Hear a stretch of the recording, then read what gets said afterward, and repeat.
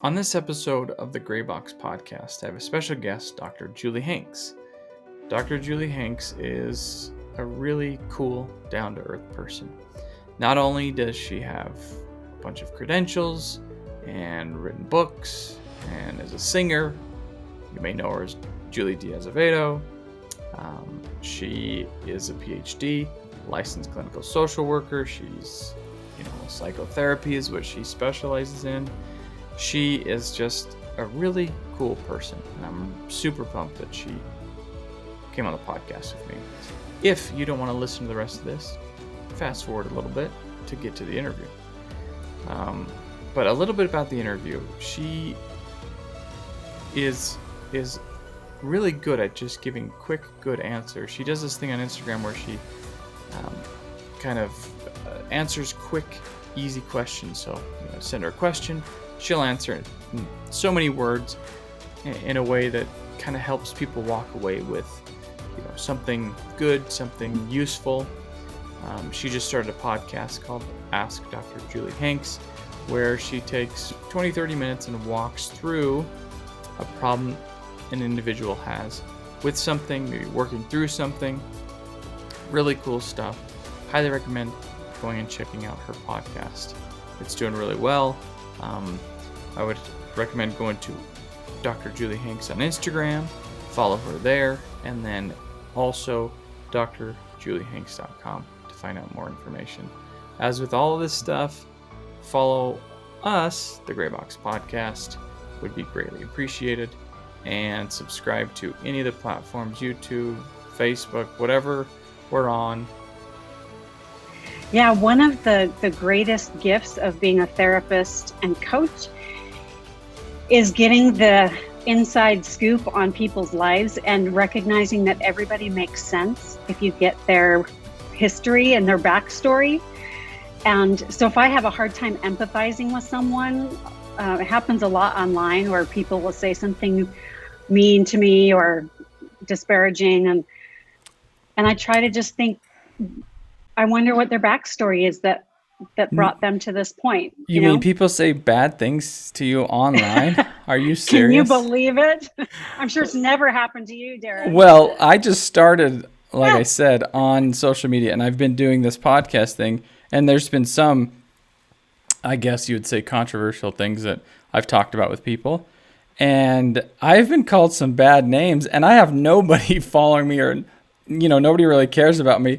But people have called me really bad things, and I'm like, yeah. I can't imagine people like yourself and beyond that have, hundreds of thousands or millions of followers, what happens to them every day. Yeah, it's pretty incredible. But it's also, I use it as an exercise in empathy, just what must the world look like to be lashing out at someone you don't even know? There's a lot of pain there. Exactly. Well, let me ask you about that then. I have 4 kids, and I'm 37, and I've got 13 to 6, and I am feeling like, it's just a feeling, I think there's a lot of things that can point to it, and you can see it in society, but I in some respects feel like our society is being raised without principles. Mm. Do you let me ask you if you see that, or if I'm off base. But I feel like we're trying to remove the fact that sometimes life isn't happy. You're not entitled to happiness. That's how I feel. But we're kind of like, everybody should be happy. Everything should be good. Everything should be great. And we're kind of removing these struggles and core principles that kind of help families, like these just small family values. Yeah. So I agree in some sense and disagree in another, and I'll tell you why. I think that kids right now are very, have a depth of love and acceptance and lack of judgment. That's really a positive thing that we can all learn from, us older folks, and I'm a lot older than you. So I hear what you're saying. I hear the concerns. And yes, I think that it's called lawnmower parenting, like, you know, clearing the path for our kids. I think that's destructive. They need to be able to clear their own path and develop some skills and emotional muscles. So I do agree with that part, that we're making things too easy and the expectations are too high. But I think the value of love and acceptance is still there, which I I'm happy about. I agree with you 100%. I do. I see it in my kids, and I see it in society that it's interesting how kids don't see through the lens that maybe I and then you and just different generations see things. They Yeah. tend to not see in terms of, I don't know, race or gender or things like that are really big points in society. They tend to Hmm. just see life for what it is. Yeah. So I agree with you there. I mean, there definitely is, I guess, less judgment. Yeah. And I think, you could argue that, is that good or bad? Overall, I tend to be an optimist, so I think that's good. You could probably argue that, we need some judgment, but I think it's a good thing. I tend to think of discernment rather than judgment. I mean, we all have Yeah. to discern situations. We all have to look at something for what it is and then make choices, balance choices. Right. But I think judgment is used kind of in a derogatory manner now. So it's almost like you got to Hmm.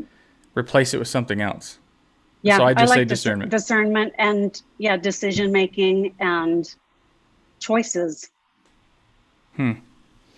Okay, so a question I have for you. Yeah. So you specialize in women's emotional health and relationships, correct? Correct. So there are a lot of Rockstar women out there. You're one of them. I just did Aw. a podcast with a woman that is a yoga instructor. We talked about mind health, things like that. And I wanted to ask you, and maybe you've been asked this 100 times, but so I have three daughters, Hmm. 13, 12, and 9. What would you tell yourself as a teenager and then through 20s and 30s and things like that? What would you say to yourself, knowing what you know now and being an advocate for women's empowerment and women's health and things like that? Yeah, I would tell the eight, you said 9 and Hmm. 11 and 13. Correct. Well, I guess she's 12 now. Oof. 9, 12, 12. and Okay. 13. 9, 12, and 13. Okay. I would say that you have value no matter what you do or you're friends with or who you end up dating, or just you have inherent worth as a human being. You don't have to prove anything. You're lovable just the way you are. I would say that. I would say you are not your body. That's the age where our culture starts being brutal to girls. Most girls start dieting around age 8, 7 or 8. Or many girls start having body image issues. And so I would really reinforce what my body can do over what it looks like. Because what their body looks like is it's such a focus. So I wanna talk about that for a second because this is something that my wife and I talk about a lot. Um, when it comes to modesty and those types of things, when it comes to our young girls, and we tend to have the approach, and maybe it's wrong, but dress for the occasion rather than. I mean, I don't know. I mean, I 100% agree with you. And this is one of the things that I've seen some of your posts where you talk about this. Talk about these young girls, how we are telling them, we're telling them to pay attention how you dress, meaning dress a certain way. And if you do, in other words, you're identified by the way you dress, whether it's not modest or whether it's super modest or whether it's fancy clothes or whether it's designer or anything, where I feel like we're telling them what you wear defines who you are. And so I have felt like our approach has just been dress for the occasion. Certainly I don't want my daughters around, in bikinis in the wintertime. But it's because it doesn't Wrong make sense. occasion. It doesn't make sense. Yeah. I think that's a great, very wise approach. And, I think in some ways by defining women or girls by their clothing, it's another way of objectifying them. And too often we link what women wear to what men think or what boys think. And we need to be talking to boys about, what they think. It's girls aren't responsible for what boys think and vice versa. Yeah. I think, you and I both are members of the same faith. A lot of people that listen to this podcast, I don't know if they're probably members of our faith, but there's some that don't. But that is something that's been hard for me as a member of the LDS faith, raising young girls when it comes to this kind of, I called it kind of this modesty declaration to women and then an aside to boys. And then, by the way, boys dress appropriate. But we're going to give you girls a couple paragraphs on how you should dress. Right. That's my take on it, and that's, but they've, since kind of made some adjustments there. But I think we've kind of done it to ourselves a little bit in terms of our faith. Yeah. I really think that we need to look at the definition of modesty. Appearance is one aspect of it, but it's an attitude of propriety and decency in actions, dress, thoughts, and words. So it's not what girls wear. We've reduced it to what girls wear is modesty or, lack of modesty. And then the definition is so much broader. It's what are you leading with? What are you, how are you treating people? How are you treating yourself? What are you thinking? What are you saying? And so I talk with my kids about what are you leading with? If you're leading with, your fancy new car or your muscles, that's not modest. It's not about clothing. It's about having humility and, seeing other people as individuals and treating them and yourself well. I really like that. Modesty more in action, not just, what's on your body or it's humility, like you said. I really like that. I think that's really good. Okay, so then what would you tell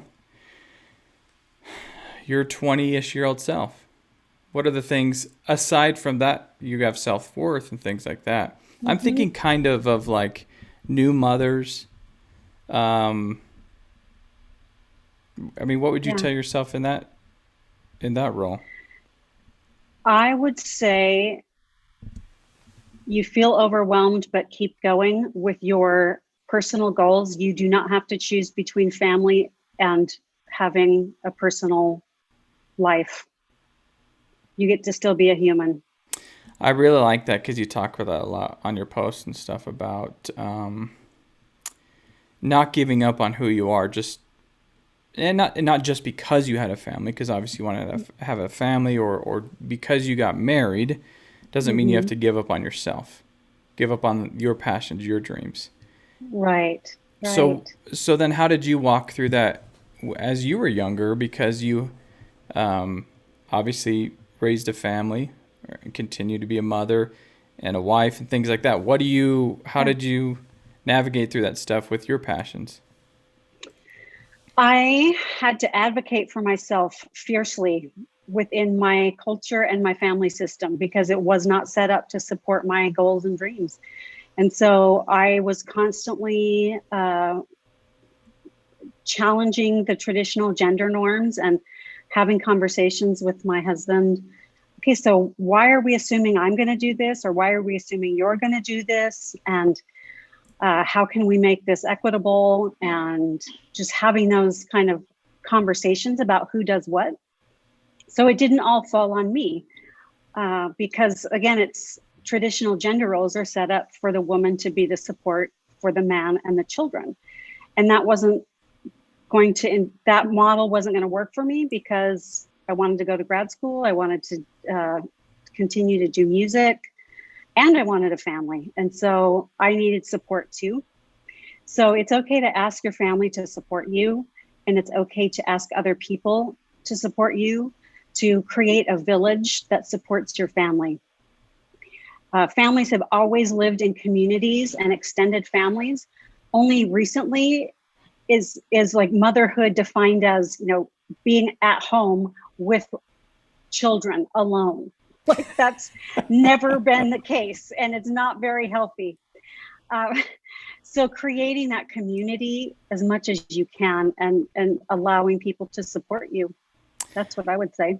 So I've noticed this in older generations, that there is still this kind of traditional man works, wife stays home, or woman stays home and takes care of the needs of the household, and to a point of like eating dinner, leaving the plate, and walking away, like that type of thing. Or like older generations not doing dishes, not doing laundry, things like that.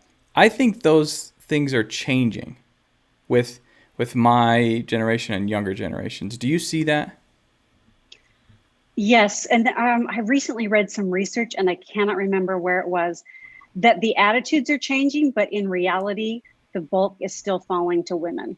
But people would say, "Oh yeah, we're more egalitarian," but when push comes to shove, the woman's the default parent. The woman's does more of the emotional and mental labor of running the household, even if both parents work full time.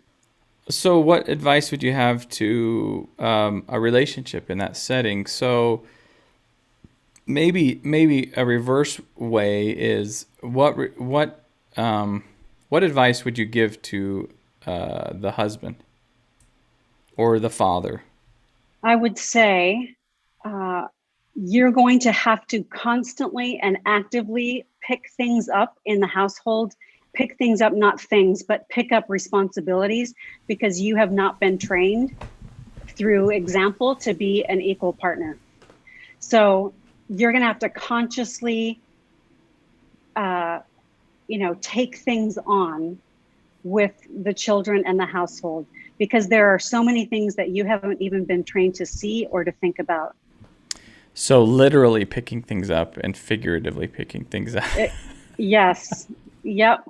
Be in charge of specific domains, like take on, okay, I'm in charge of laundry. I'm in charge of grocery shopping.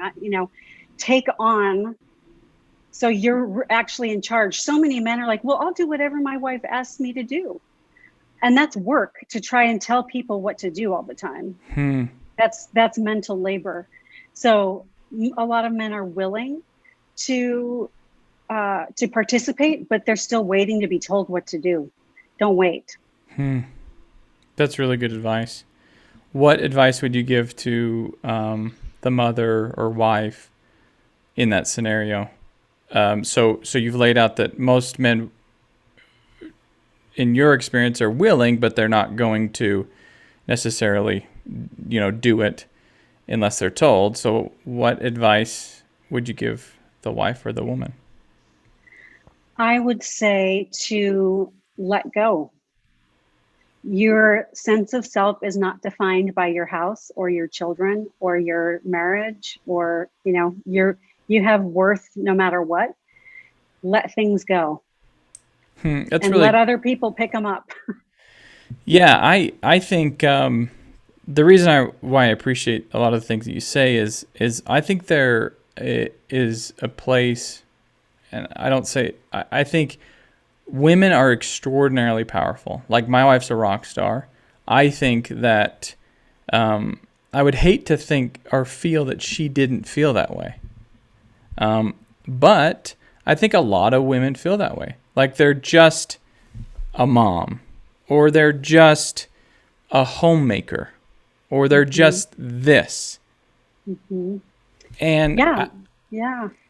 I don't know how, I mean, obviously people like you and there's some societal changes, but I don't know how you change that.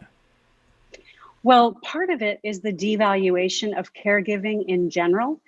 As a society, we do not value the direct caring for other people directly. They're the lowest paying jobs. They're, some of the hardest jobs: elder care, child care, entry level nurses, teachers. So my solution is, as men participate in caregiving more, the value goes up. Because in a patriarchal society, or another word for it is a dominator society built on hierarchy, and men tend to be at the top, when men participate in something, the value goes up. If it's just considered women's work, it's devalued, which I think is partly why women have embraced the workforce a lot more readily than men have embraced the work at home and with children. It's less valued work. And so that's a problem of our entire society. And then we have the idealization of motherhood. In an attempt to value it, we idealize it and paint it as better than reality. And then that creates an unrealistic expectation on top of the work's not valued by your society. Then you have an unrealistic expectation that you're trying to achieve in order to find some value, and it's unachievable. So it's this really, there are so many different factors impacting why women don't value the work that they do or value themselves, because society doesn't. And that's one of my big messages, is we need to value that. There's no such thing as just a mom. It's not just anything. It's, you are taking care of other human beings. That's valuable work. So we've come a long way, but we're not there yet, is kind of what I'm gathering. I mean, right. And sitting here, as I find this in two places. I find myself in two places where I'm a bit uncomfortable. Let me have it. Racism as a white male, and this women's empowerment. Because if I were to just say, let me just take this position, this is not my position, but this I think is a lot of people's position. We solved the slavery thing and the racism. Some would disagree right now, but I'm just saying, in general, we would say yes, that's kind of been solved. Women's rights and elevating them in the workforce and things like that, we've kind of solved that. I don't agree with that, but I think a lot of society thinks that. Mm-hmm. I think they think we kind of did that. We checked that box, we're okay there. Yeah, is that where we want to stop? That's the question. So are women equally represented? Are minorities equally represented in leadership? No. Then No. we have work to do. I agree with you. But the counter argument would be, well, if they're qualified, then they'll be there, which I disagree with, because they don't have a chance to be recognized first. But people would say, if they're qualified, they'll be there. Well, that's assuming that everybody's starting from the same place, which they're not. As a white person, as a upper middle class white person, I have resources and access to things that someone who is a person of color, who is in another class, may not have access to, like a safety net of family that has resources, who could pay for things if I couldn't, or who could, I have connections with people because of who my parents are in the community. If you don't have that, you don't have access to those connections. So there are so many, you could say, yes, if they're qualified, but that's assuming everybody's starting at the same place, and they're not. Well, and I think one of the amazing things is, my position is, it evolves, is I can't put myself in your shoes. I can't put myself, but I can empathize and I can understand. And then I can recognize that that is something that needs to be corrected and fixed. But I think a lot of people just say, well, it is what it is. If they're not qualified, or, their X, Y, or Z doesn't match up, then that's just the nature of it. That's what happens.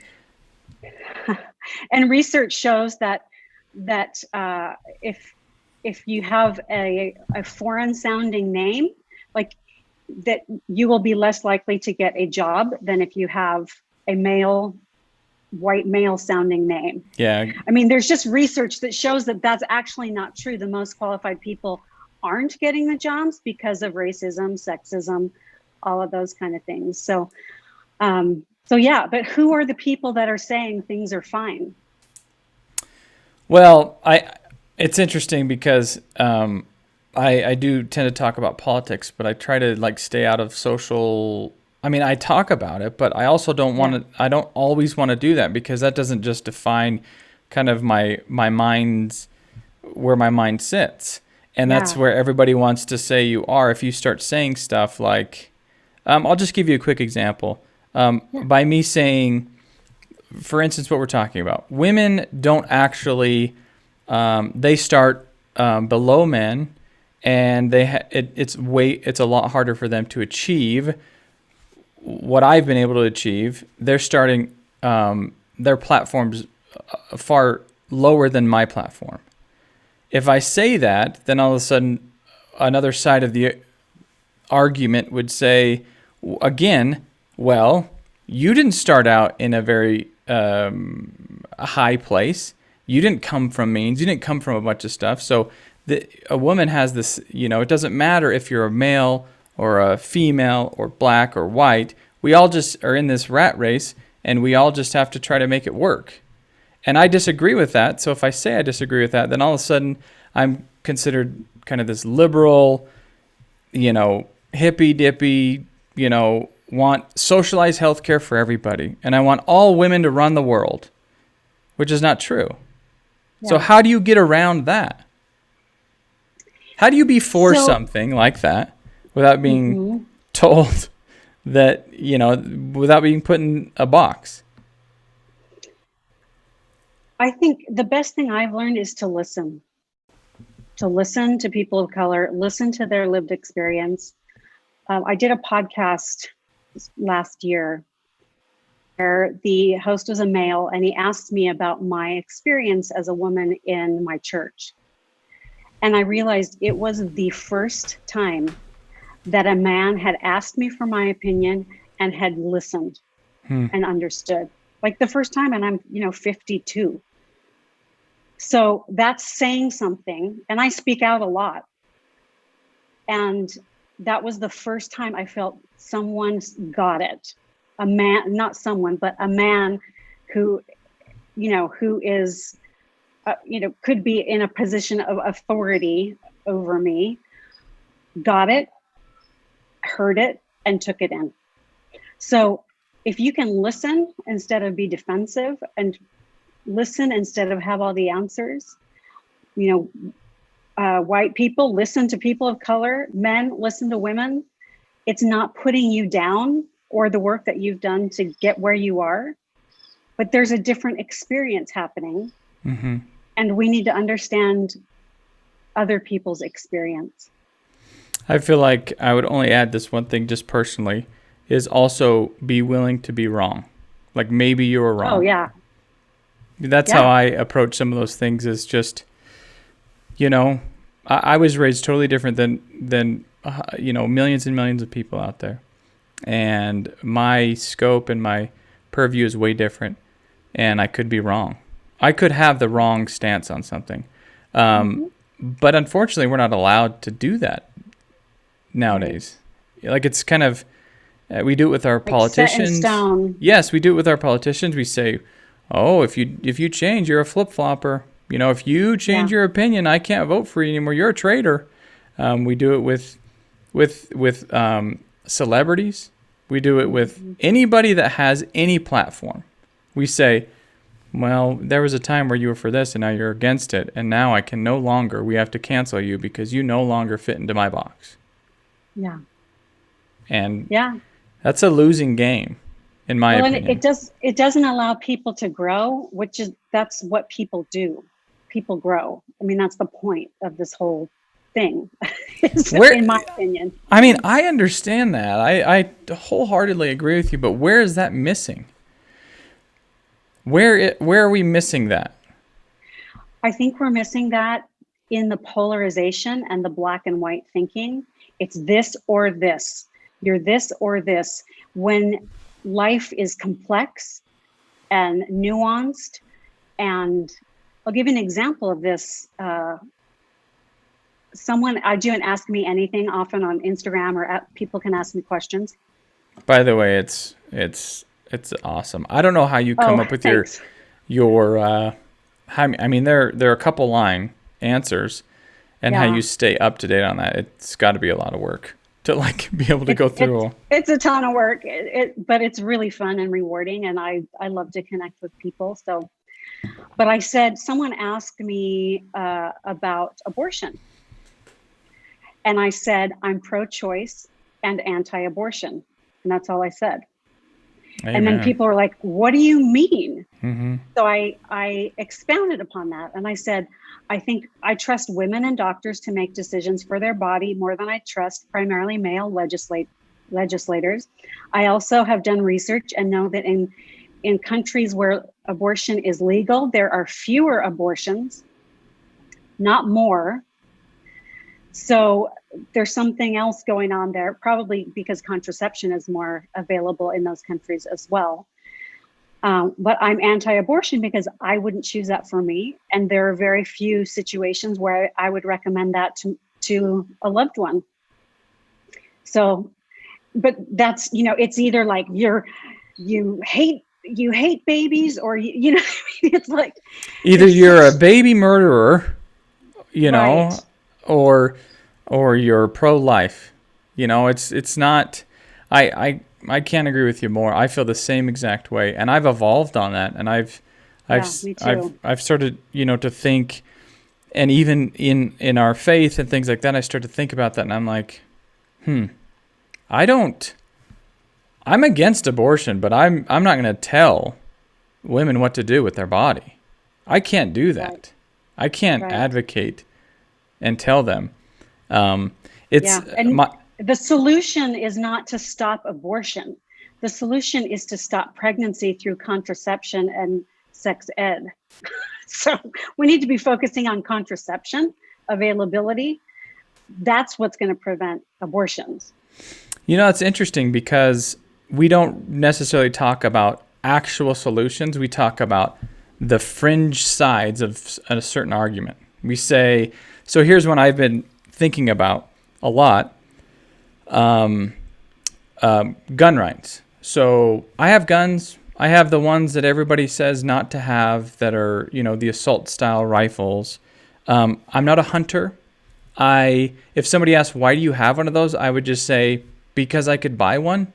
I don't have a reason for it. It's not because I think I'm Rambo and I'm going to have to defend my house. It's just because I wanted to buy them. That's all. And if I say, I think that we should take a look at some of our gun laws in Utah, where I live, and I think you live there as well, right? Yeah, I do. I have to look, but I think they passed a bill that said you don't have to have a permit to conceal carry anymore.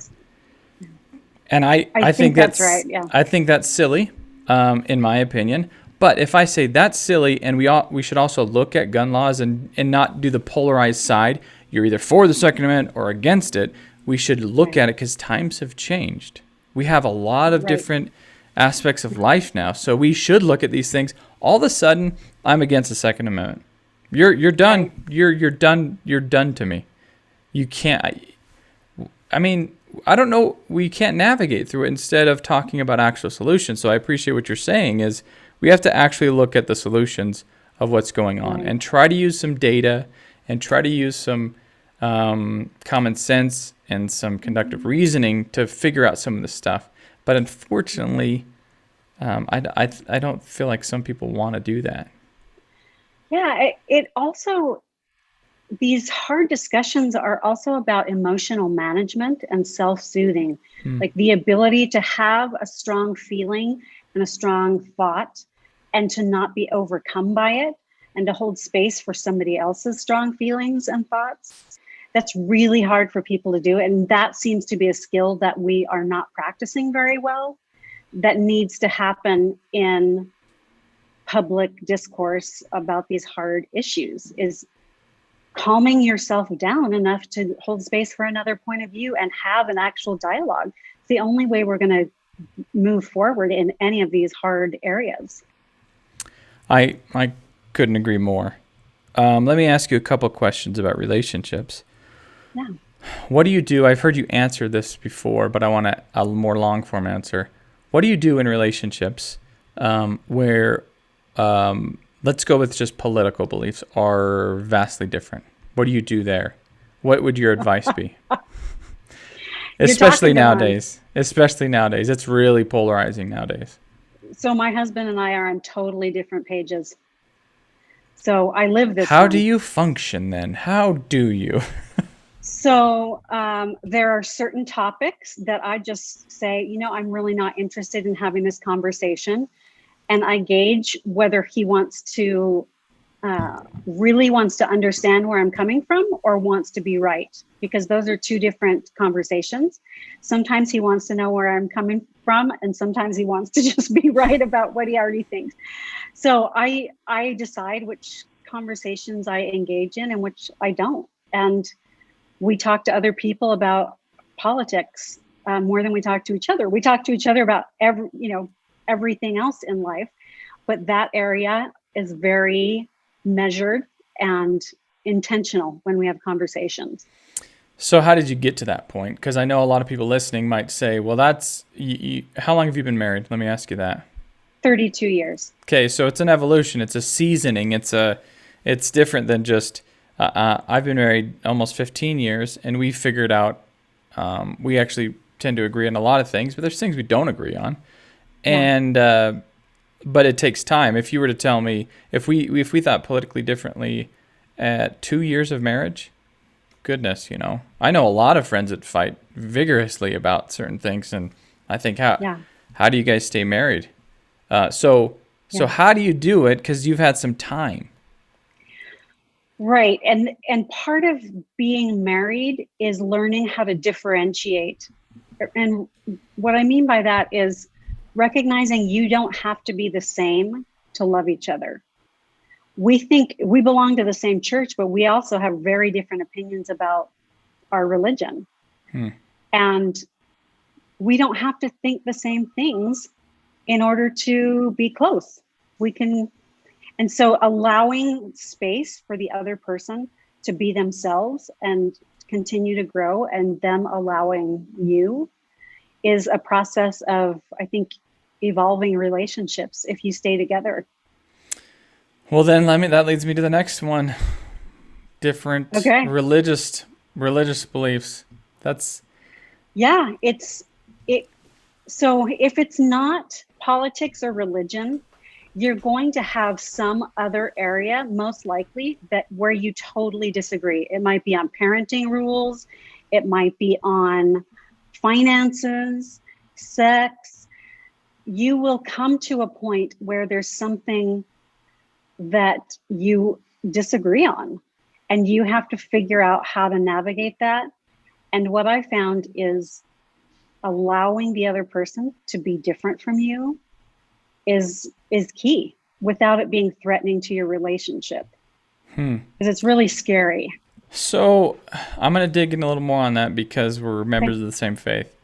I would say it's a little bit different. We're a member of a faith that's a little more orthodox. I kind of compare it when people don't really understand. I relate it to more orthodox, like Judaism, more orthodox Catholics, more orthodox maybe Islam. Like, it's more of an orthodox religion where it's very there's a lot of culture in it. There's kind of a lot of old school ideas. and it's very traditional. So I want to dig into that a little bit more in terms of being a more orthodox religion, where I will say how I feel. I feel like women are unrepresented in our faith. And so how do you navigate through that? I mean, how do you navigate in our religious culture? Because it's almost different than politics. It's almost your identity is your religion in a lot of cases. Right. So I work with a lot of coaching clients who are in mixed faith marriages where one person has left primarily the LDS faith, because that's my faith too. So people reach out to me. There's no quick, easy answer. It is a very painful process that involves a lot of grieving what you thought your family would look like, what you thought your marriage would look like, and then a lot of recreating what it's going to look like now. And so, there's a lot of intense feelings. There's feelings of betrayal by the person who's still in the faith. There's just lots of complicated feelings. So I would say get therapy or coaching to help you through it, because it's a really painful process, but people get through it, and both people change and evolve, and it can be, they can be even closer. I think when I've talked about this with some of my friends, when you get into your 30s, this is just something I've noticed in terms of our faith. If you did not believe in it, when you get into your late 20s and 30s is when you start to figure that out. That's just kind of my experience. I've seen a lot of friends that way. And I've always just, I have a hard time with absolutes in my life. And when it comes to our faith, some things, in my opinion, you have to shelve and just wait for some time and don't consider it as absolute. And that's how I've gotten through some things that I disagree with. But some people would say, and I'll put this to you, some people would say, well, if you disagree with a number of things, because this has been said to me several times, then how could you still stay in it? How could you still stay, a card carrier? How could you still be, a believer? Yeah. Same way I stay in a marriage with an imperfect person who has flaws. Same way I live in America, Julie, who has policies. It's not imperfect. It's a perfect religion. No, just kidding. Yeah. Well, and and that's, if you believe it's perfect, then I can see where that question comes from. But I don't believe it's perfect, because everything on earth is imperfect, because it involves humans and we're so imperfect. And that's just part of growing. I see it as a living organism, like the body of the church, the members, as a living organism that's going through its own developmental phases. And we've just gone through a phase as a church where our family secrets are out now. And we're dealing with kind of that gray, like, oh, things aren't maybe what we thought they were. And how do you navigate that? And, people are in crisis. And it's just, I think it's part of development. It's part of individual development, and it's part of organizational development. So I want to touch on that real quickly with you, but I want to tell you that I wholeheartedly agree with you. There's one perfect. As a Christian, that's Jesus. And so if you think that any church or religion is going to be infallible, then you denoted the fact that Jesus is perfect. That's just my position, and that's my answer to a lot of people that say, how can you stay in it? Well, you bring up a good point where there's some evolution going on. Some of the older generation, they do not like that. I would say probably yours and older, it hurts more to think of the church as, or any religion as a matter of fact, or policy as a matter of fact, or your constitutional beliefs as being, again, here's a controversial thing, as something that should evolve a little bit. In my estimation, I think Like, that was written a long time ago by a bunch of white guys, and we're like, this is how it's going to be for the rest of our lives. It can never be changed. Now, there's ways to change things, and it's hard, but to think that that is the only way, what do you say to the older generations that are like, it is the only way? Well, spirituality is about faith, not certainty. So if you're certain about something, you need to look at it, because that's not the goal. If you believe in Jesus Christ, he didn't talk about certainty. He talked about faith, and he talked about charity and hope. And so the goal isn't certainty, but we've kind of, as a culture, created this doctrine of certainty. I know. Ooh, there's a good one. The older I get, the less I know, and the more faith I have. Interesting. I feel the same way. The older I get, I thought I would be more certain, like you're saying. I thought I would be more convicted of things. And the older I get, the less convicted I am, the less sure I am, and the more I feel like I don't know everything. Or Right. I'm not even close to it. Does that make sense? Not even close to totally knowing does. everything. I'm more confused now in terms of just like my inward thinking, mulling things around, than I was when I was, say, 20, 21. Yeah. Because you now know what you don't know. Before, you didn't know what you didn't know. Now you're aware, like, oh, wow, there's a lot to learn that I know nothing about. And your awareness grows. And I think that's just part of maturing, is recognizing how little you actually do know, but relying on the few things that you believe in or have hope in, and it really comes down to how you treat people more than do you know something with certainty or not. It's like, how do you live your religion? I think that's where the crisis comes in. I agree with you on the how do you live. Are you Christ-like as a Christian, or do you live the principles of your religion, whatever religion it is, and how you treat people?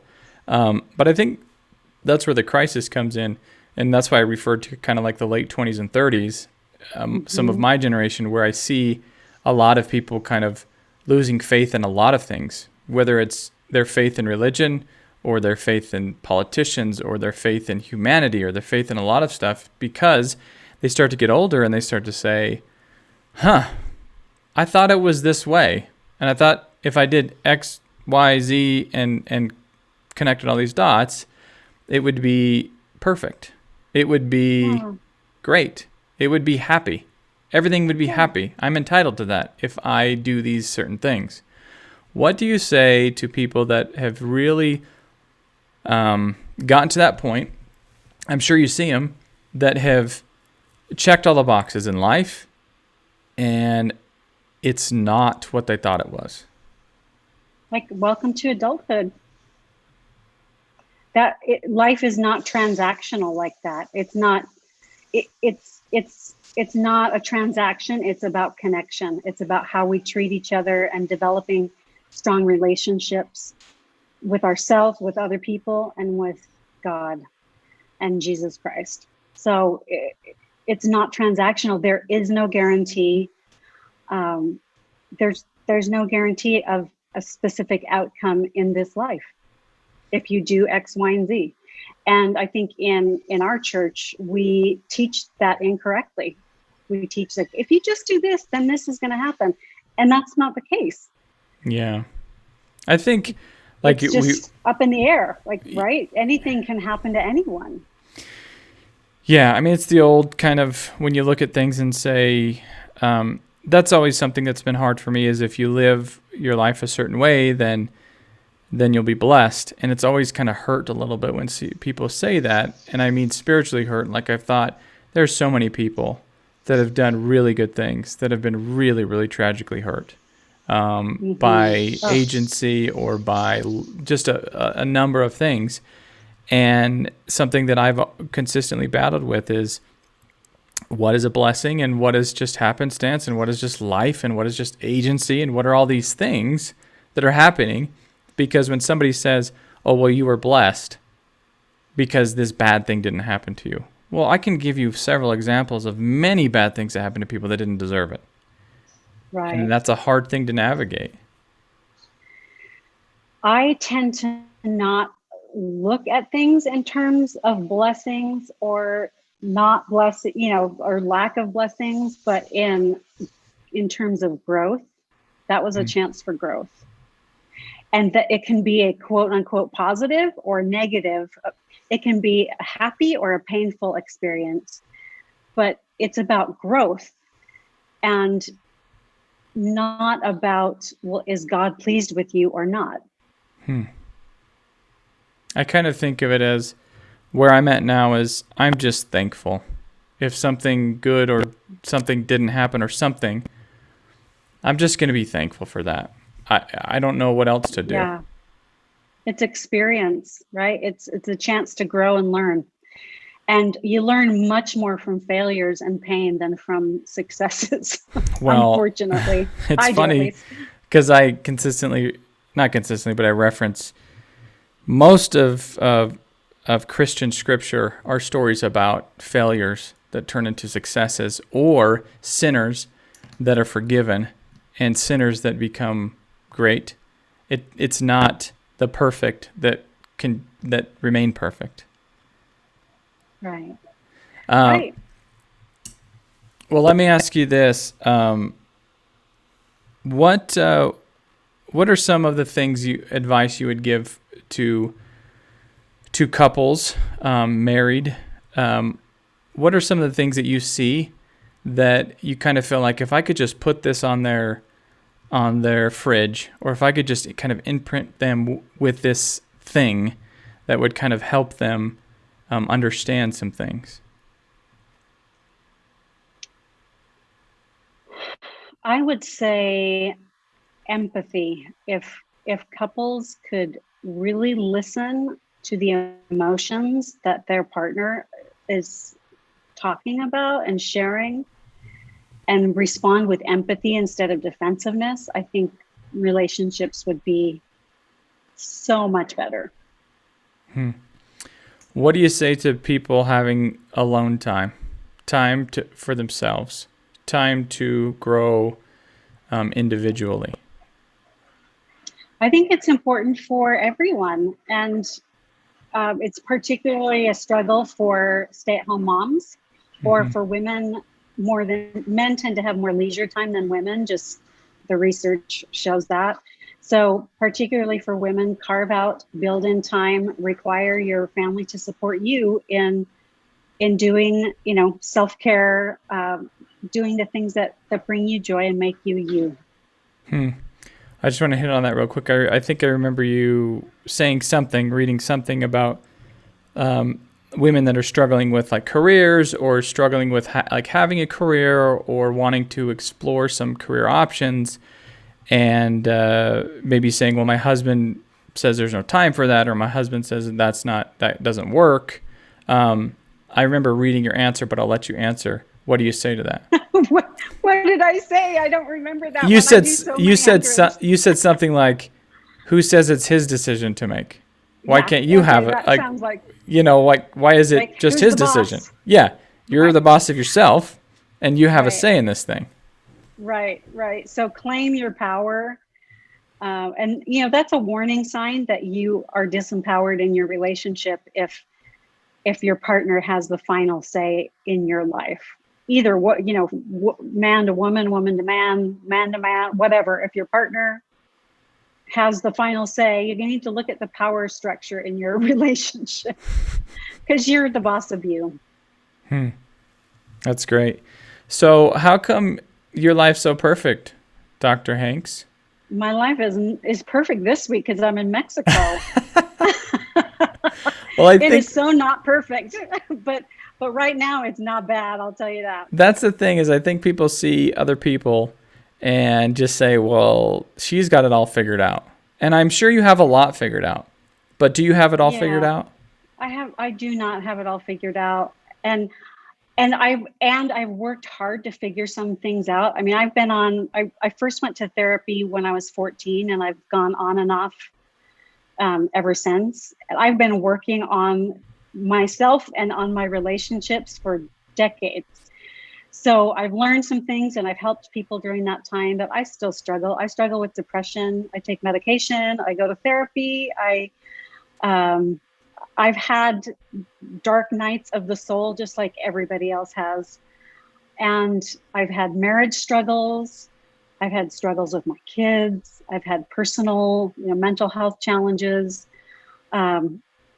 So, just getting real, it's not perfect, but it's really good. Mm-hmm. And I just want to say, keep working, keep growing. I feel like right now is a season of life where I'm actually enjoying the fruits of the last several decades. Just kind of, my kids are a little bit older and businesses that I've been working on are going well. And, it's nice, but it's taken a ton of work to get here. And there's still a lot of work to go. A lot of battle scars. Yeah. But they're your scars. Okay, let me wrap it up with a couple quick questions. Parents, what should we do? My range is, like I said, 13 to 6. What advice would you give me as a parent? You are not molding your children. You are watering them and watching them unfold. You don't mold them. You're not that powerful. Let them be who they are and nurture them and provide, the sunlight and the soil and the water that they need, but they are who they are. And don't have the illusion that you're going to mold them into who you want them to be. That's beautiful. What about as I navigate through teenage daughters, 13-year-old daughter? She is a tremendous young woman, honestly. But there's signs of, it's going to be difficult. Teenagehood. Yeah. But she's actually really a great person, a great soul. And so what advice would you give through the teenage years? Because something that I struggle with is when people say, oh, wait till they're a teenager. I just feel like we're setting people up to just think that it's terrible. So far, it's not been bad. But I think, why set yourself up or people telling teenagers, oh, well, as soon as you become a teenager, you turn into, you lose your brain and you're dumb. Like, why are we telling them that? But anyway, what advice would you give to those starting the teenage years? They're supposed to push away from you and individuate. That's their job. And I would worry more about the compliant ones than the ones who are pushing the limits. I had that thought the other day, actually. Well, this has been a little while ago. I have one that's a daughter that's, I don't know if it's fair to say our easiest, but she's pretty easy. And I told my wife, I'm like, she's going to be the hard one, isn't she? Because it's like, but it may be, sometimes the good kids have struggles too, but they feel like they can't share it with you because they're the good kid, right? So it's not always the squeaky wheel that needs the attention. Well, your podcast is awesome. I really enjoyed it. One episode it really brought home to me because, like I said, I didn't really grow up in Mormon culture necessarily. And your first episode, where I think it's your first episode where you talk to the young woman about, it's interesting in our religion about coming out. Is that the first episode? Yeah, about leaving the faith. Leaving a faith, whatever it is. Yeah. It really helped me understand because I think I've kind of had this thought of like, that's kind of silly because I grew up in some religion, some not, some LDS, some not, kind of this dynamic of I've had 2 stepdads and, a lot of stuff. And I'm like, if they don't want to go to church or this kind of stuff, what does that matter? Why is it a big deal? But it is a big deal, isn't it? It's a huge deal to many people. I mean, you could hear it in her voice. Just it was. I mean, I'm an emotions on my sleeve type person, and I was just heartbroken and thinking, oh my gosh, I didn't know that. I mean, I have friends that tell me how hard it is, Yeah. And I kind of like look at them like, what are you talking about? They're like, well, you don't understand. You don't understand how Yeah. it feels to disappoint or to all these things. And I'm like, well, it That's doesn't it's matter. it's the worst thing that can, like, some parents frame it as that's worse than anything else you could tell me. Well, what I mean, advice, quickly to it's so wrap up? sad. It is heartbreaking. I truly, I Yeah. cannot, it was heartbreaking to me. And people that are listening that are like, man, you need to get out of your faith then if that's how it is. Because it is an interesting thing that we like, I don't know. I hope that culturally we're changing a little bit when it comes to that. But Yeah. it was really heart-wrenching for me because I've never been put in that scenario or that situation. So what advice, as we wrap up on two of those points, to the parents or to the, I don't know, the parent figure, and to one that's kind of doing this proverbial coming out or stepping away from their faith, whatever it is? Yeah. So to the parents, I would say grieve and don't make it about you. This isn't about you.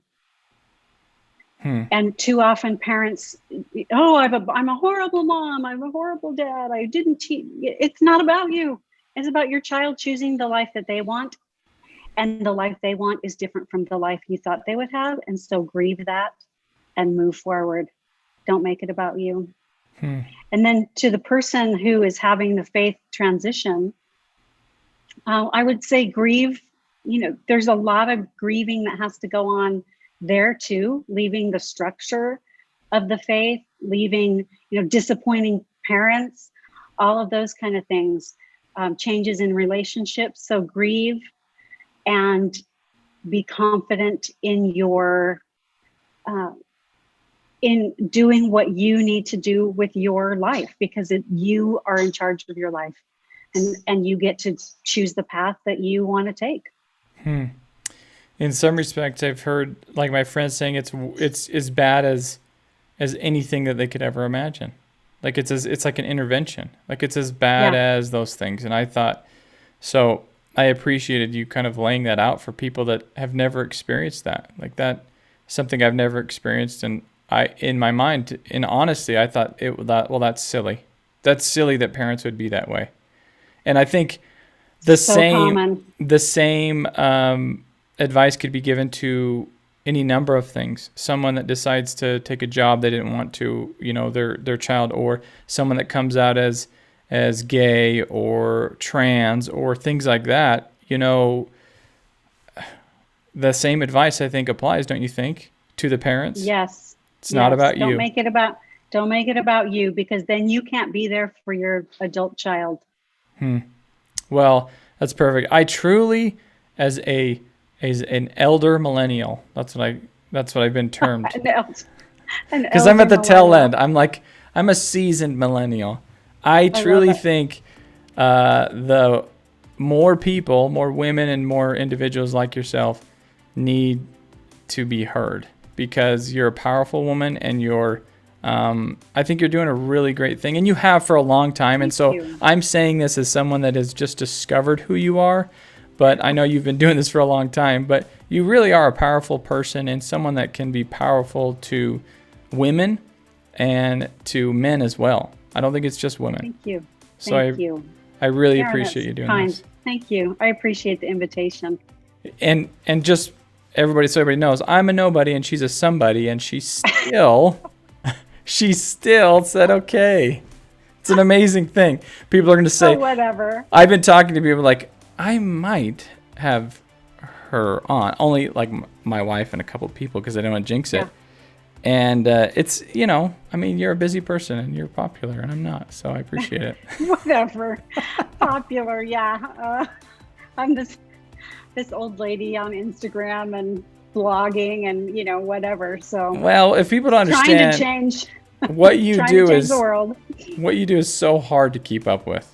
I'm understanding it as one doing a day job and doing my own work, and then trying to do this thing. It's a lot of work.